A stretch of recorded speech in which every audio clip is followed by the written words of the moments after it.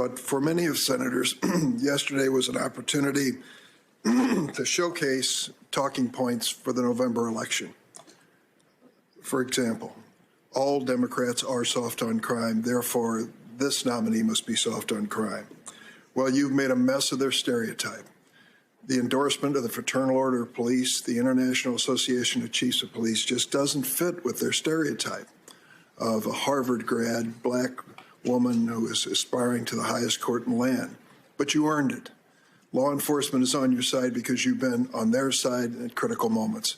And your family has dedicated a big part of their lives to law enforcement, and you obviously believe it at your core. You said that over and over again. So the soft on crime charge, which leads all others, falls on its face. The second thing is that you are somehow out of the mainstream when it comes to child pornography cases. And of course, that gets down to the question of sentencing and your choices in sentencing. It is difficult, if not impossible, for each of us to put ourselves in your place when you are facing all the totality of facts concerning a certain defendant, then looking at your requirements under the law as enacted by Congress and trying to do the right thing to keep America safe, but to meet justice. You are in the same place as 80% of federal judges when it comes to sentencing on child pornography cases. 80%. And of course, Congress is not without fault. We have failed to pick up the responsibility that was assigned to us some 17 years ago when the Supreme Court decided that the basic guidelines would not be mandatory on judges. We should have stepped in at that point. But it's a tough, hard, controversial subject, and we've stayed away from it.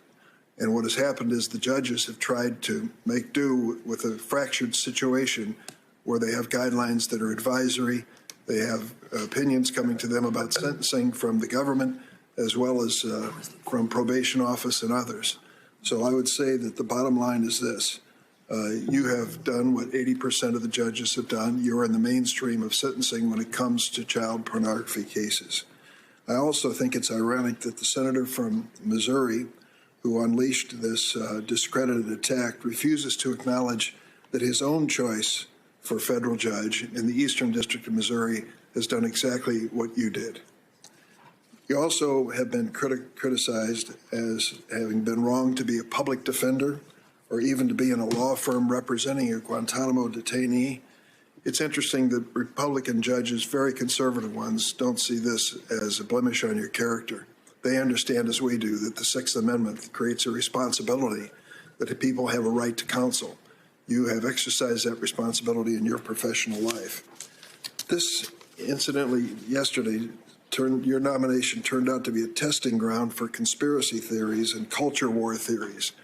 The more bizarre the charges against you and your family, the more I understand the social media scoreboard lit up yesterday. I'm sorry that we have to go through this. These are not theories that are in the mainstream of America, but they have been presented here as such. Thanks for watching our YouTube channel. Follow today's top stories and breaking news by downloading the NBC News app.